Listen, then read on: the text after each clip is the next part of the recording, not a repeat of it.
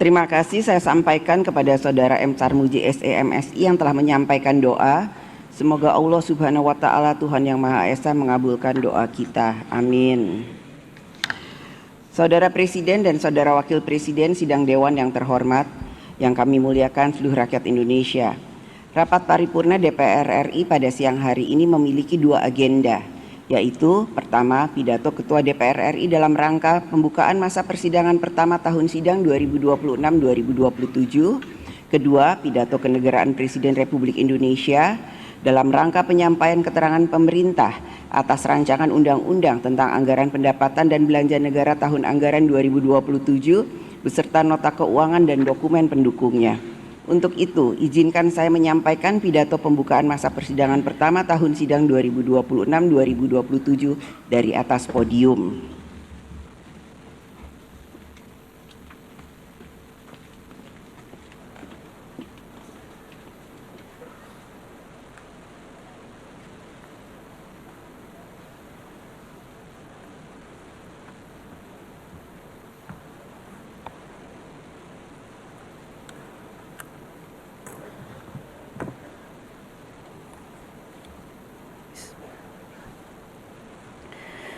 Assalamualaikum warahmatullahi wabarakatuh. Salam sejahtera untuk kita semua. Om Swastiastu, Namo Buddhaya, salam kebajikan. Yang kami hormati Saudara Presiden dan Saudara Wakil Presiden Sidang Dewan yang terhormat, seluruh rakyat Indonesia yang kami muliakan.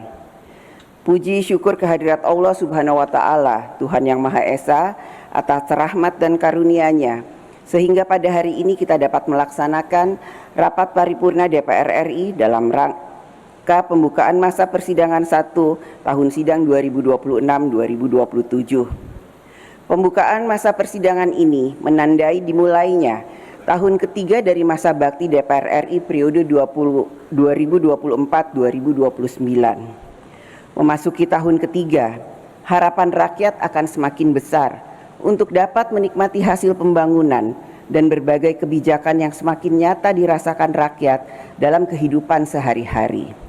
Oleh karena itu, masa sidang ini akan menjadi kesempatan penting bagi DPR RI untuk terus memperkuat kinerja, menyerap aspirasi rakyat, dan menghadirkan kebijakan yang memberikan manfaat nyata bagi rakyat.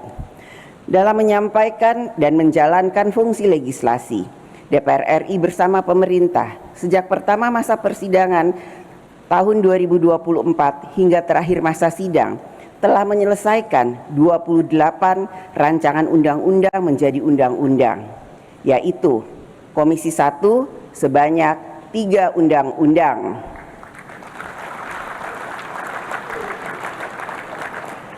Komisi 2 sebanyak 10 undang-undang, Komisi 3 sebanyak 3 undang-undang, Komisi 6 sebanyak 2 undang-undang, Komisi 7 sebanyak 1 undang-undang, Komisi 8 sebanyak 1 undang-undang, Komisi 11 sebanyak 2 undang-undang, Komisi 13 sebanyak 2 undang-undang, Badan Legislasi sebanyak 3 undang-undang, Panitia Khusus sebanyak 1 undang-undang. Pada masa persidangan ini, DPR RI bersama pemerintah akan memfokuskan pembahasan terhadap 14 rancangan undang-undang pada tahap pembicaraan 1.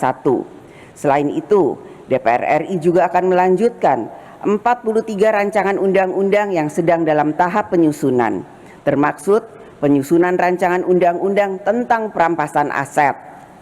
RUU tentang perampasan aset masih dalam tahap untuk menerima masukan dari masyarakat yang bermakna atau meaningful participation, sehingga dapat memperkuat substansi undang-undang tersebut dan memiliki legitimasi yang kuat.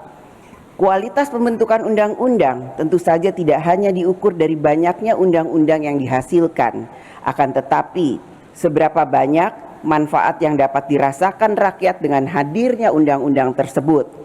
Dalam setiap pembentukan undang-undang selalu terdapat dinamika politik baik antar fraksi, antara DPR RI dan pemerintah, maupun dinamika dalam mengartikulasikan aspirasi kelompok masyarakat. DPR RI bersama pemerintah selalu mencari titik temu yang menegaskan kehadiran negara, keberpihakan kepada rakyat, dan kemanfaatan dari undang-undang tersebut.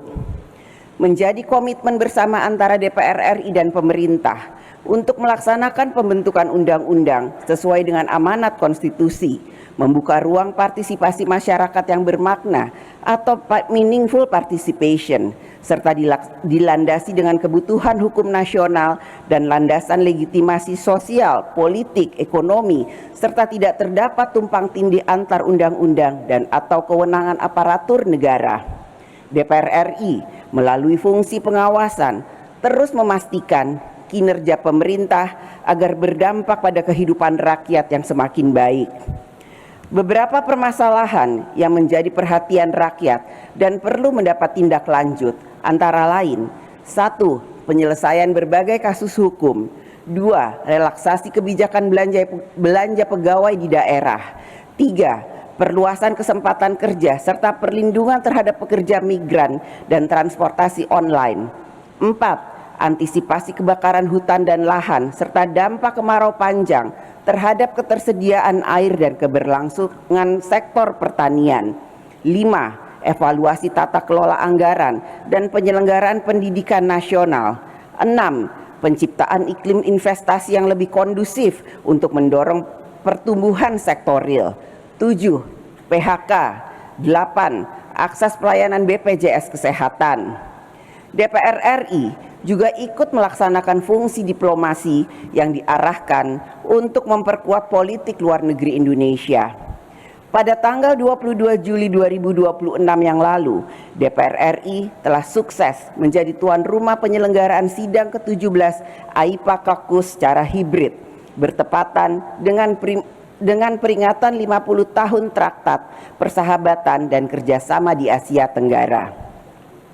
DPR RI dalam setiap kesempatan di forum internasional selalu ikut mendorong terciptanya perdamaian yang inklusif dan kolaborasi parlemen antar negara untuk ikut menyuarakan tata geopolitik dan geoekonomi yang lebih baik bagi semua. Saudara Presiden dan Saudara Wakil Presiden, sidang Dewan yang terhormat, seluruh rakyat Indonesia yang kami muliakan.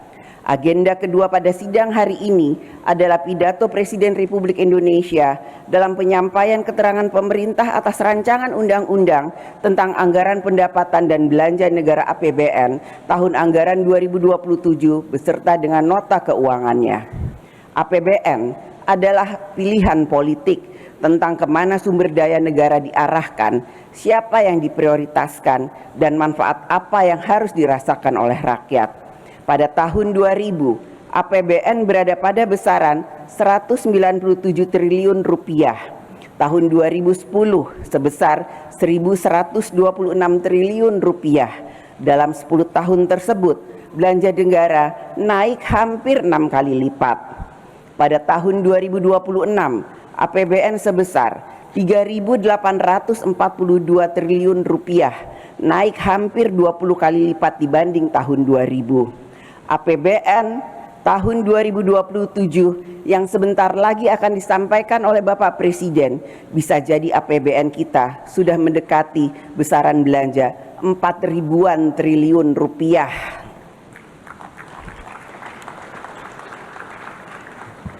Mungkin tidak ada satupun di antara kita yang pernah melihat banyaknya uang sebesar hampir 4.000-an triliun rupiah. Angka itu begitu besarnya, bahkan sangat besar. Tetapi bagi seorang petani yang sedang menunggu panennya menghasilkan, seorang anak yang ingin sekolah setinggi-tingginya, rakyat tidak mampu yang membutuhkan pelayanan kesehatan, seorang pencari kerja untuk menghidupi keluarganya, atau urusan rakyat lainnya, angka sebesar apapun terasa tidak bermakna apabila belum dapat menjawab harapan dan urusan rakyat. Oleh karena itu, APBN tidak hanya diukur dari besarnya anggaran yang dapat dibelanjakan. APBN harus dinilai dari kinerjanya dalam memenuhi harapan rakyat dan banyaknya kehidupan rakyat yang dapat diubah menjadi lebih baik.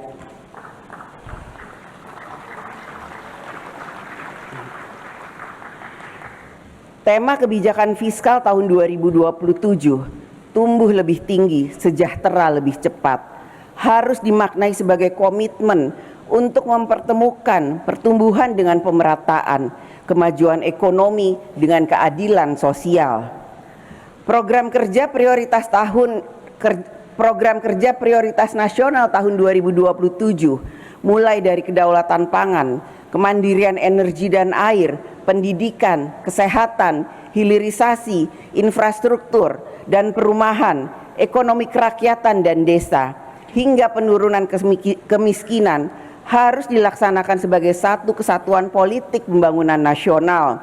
Pembangunan nasional adalah cara negara menjaga persatuan dengan memastikan bahwa setiap rakyat dimanapun berada memiliki hak yang sama atas pelayanan publik, kesempatan ekonomi dan kemajuan.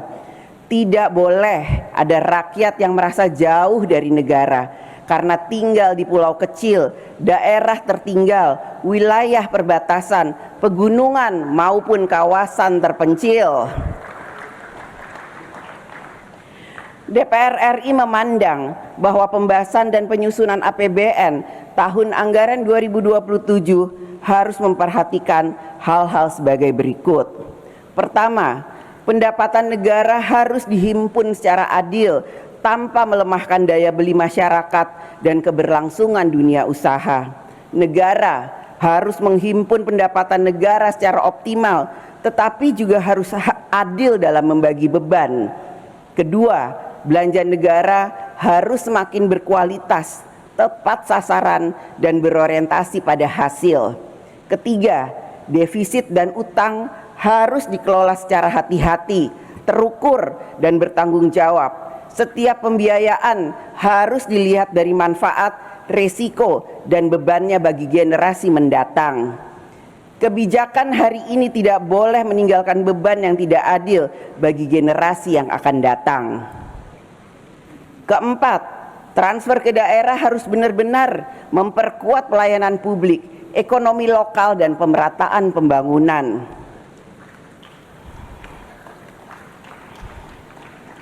APBN bukan sekedar angka dan program. Bagi rakyat, yang diingat bukan besarnya angka dalam APBN, melainkan seberapa besar APBN mampu mengubah hidup rakyat menjadi lebih baik. Oleh karena itu, maka ukuran keberhasilan kita dalam menyusun APBN adalah sejauh mana kebijakan, program, dan anggaran mampu membuka jalan bagi rakyat untuk hidup lebih baik.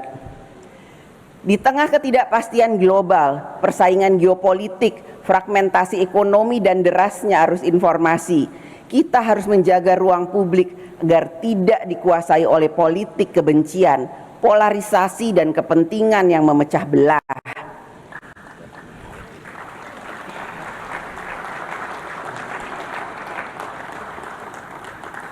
Perkembangan ruang digital telah membuka ruang yang semakin luas bagi masyarakat untuk memperoleh informasi, menyampaikan aspirasi, dan memberikan kritik.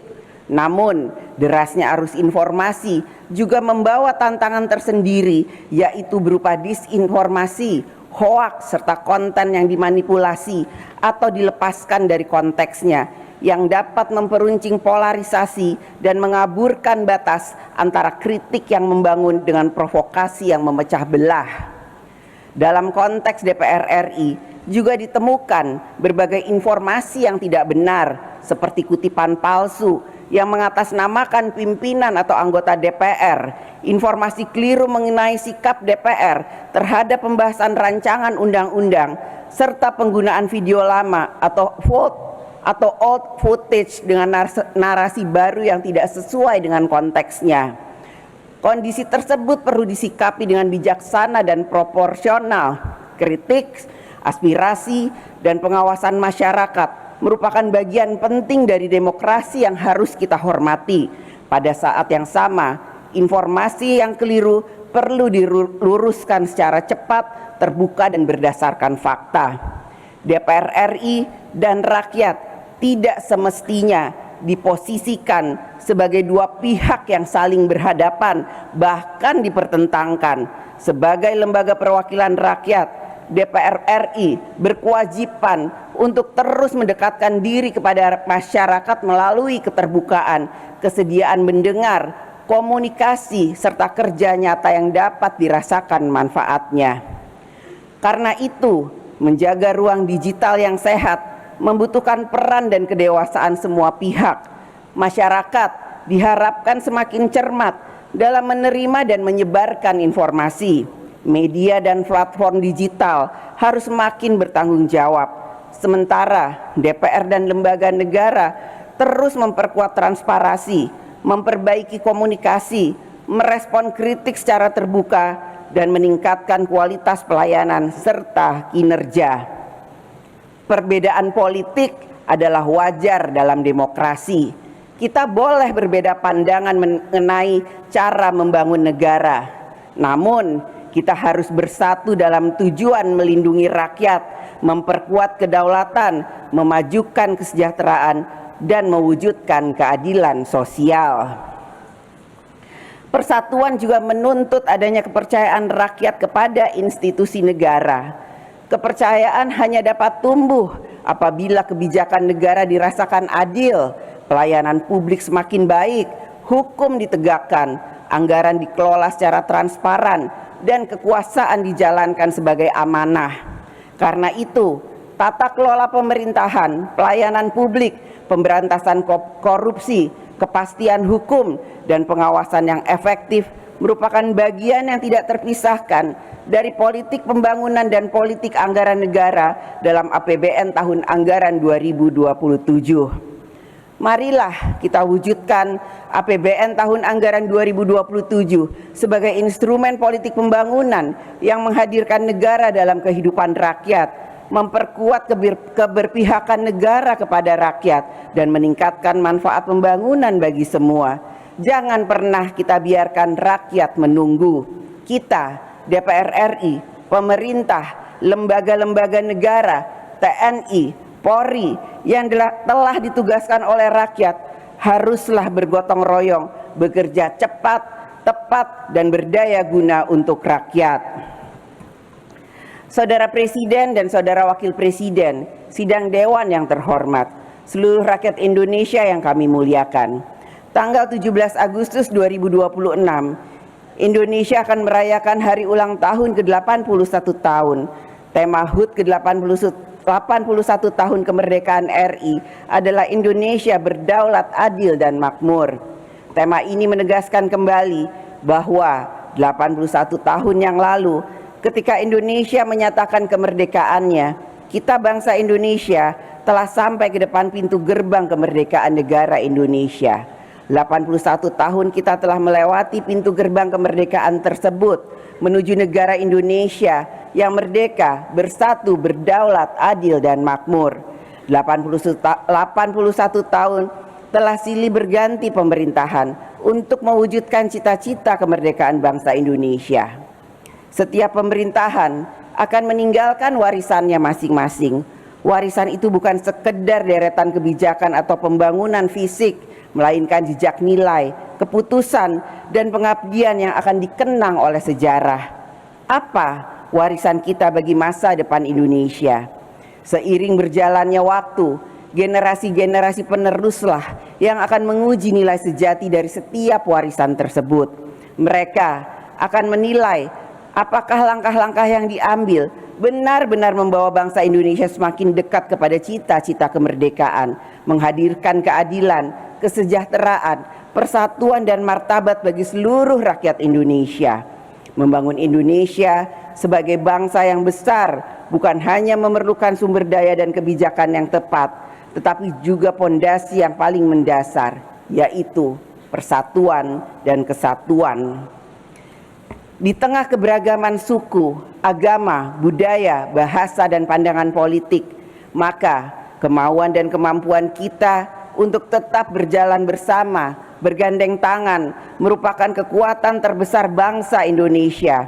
Persatuan bukanlah keadaan yang lahir karena kita sama, melainkan pilihan untuk tetap bersama walaupun kita berbeda. Persatuan dan kesatuan bukan sekedar cita-cita, melainkan prasyarat bagi keberhasilan pembangunan nasional. Tanpa persatuan dan kesatuan, setiap upaya pembangunan akan menghadapi tantangan yang semakin berat. Perbedaan mudah berubah menjadi perpecahan, kepercayaan sosial melemah, dan energi bangsa habis untuk menyelesaikan konflik. Sebaliknya, ketika seluruh anak bangsa saling percaya, saling menghormati, menjunjung tinggi semangat gotong royong, serta mengutamakan kepentingan bangsa di atas kepentingan golongan, maka pembangunan tidak hanya berjalan lebih efektif, akan tetapi juga mampu menghadirkan manfaat yang besar dan adil bagi seluruh rakyat Indonesia. Keberagaman bukan ancaman bagi persatuan, tapi kenyataan yang harus dipersatukan oleh cita-cita yang sama, tujuan yang sama, rasa yang sama sebagai rakyat Indonesia. Menjadi bangsa Indonesia berarti hidup dalam satu rumah kebangsaan, rumah yang dibangun oleh sejarah, dipersatukan oleh Pancasila, dan diwariskan kepada setiap generasi untuk dijaga bersama. Di dalam setiap rumah itu, setiap warga negara merasa dihormati martabatnya, dilindungi hak-haknya, serta memiliki kesempatan yang sama untuk tumbuh dan berkontribusi bagi bangsa dan negara.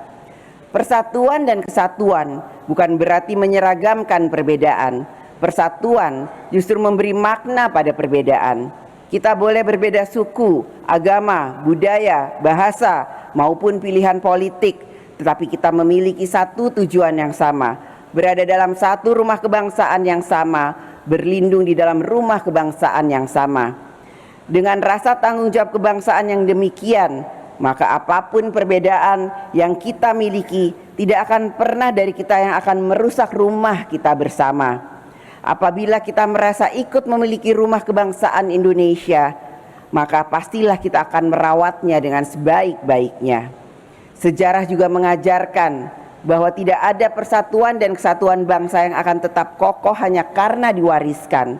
Persatuan harus tetap dipelihara, diperkuat, dan diwujudkan dalam kehidupan sehari-hari.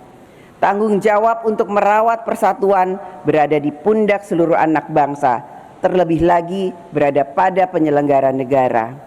Setiap kebijakan, setiap keputusan, dan setiap tindakan harus memperkuat keyakinan rakyat bahwa Indonesia adalah rumah bersama, rumah kita, tempat bagi setiap rakyat hidup tentram dan sejahtera. Selama keyakinan itu tetap terjaga, maka persatuan dan kesatuan Indonesia akan tetap kokoh sebagai fondasi bagi Indonesia yang maju, berdaulat, dan bermartabat. 81 tahun yang lalu, bangsa Indonesia membuka pintu gerbang kemerdekaan dan memasuki pintu gerbang itu. Sejak saat itu, perjalanan panjang terus kita tempuh untuk mewujudkan cita-cita Indonesia yang berdaulat, adil, dan makmur. Kini, tanggung jawab itu berada di tangan kita semua, DPR RI, pemerintah, seluruh lembaga negara, dan seluruh rakyat Indonesia memiliki amanah yang sama, memastikan setiap langkah, kebijakan, dan setiap ikhtiar benar-benar mendekatkan bangsa dan negara kepada cita-cita kita bersama untuk bangsa dan negara, untuk Indonesia.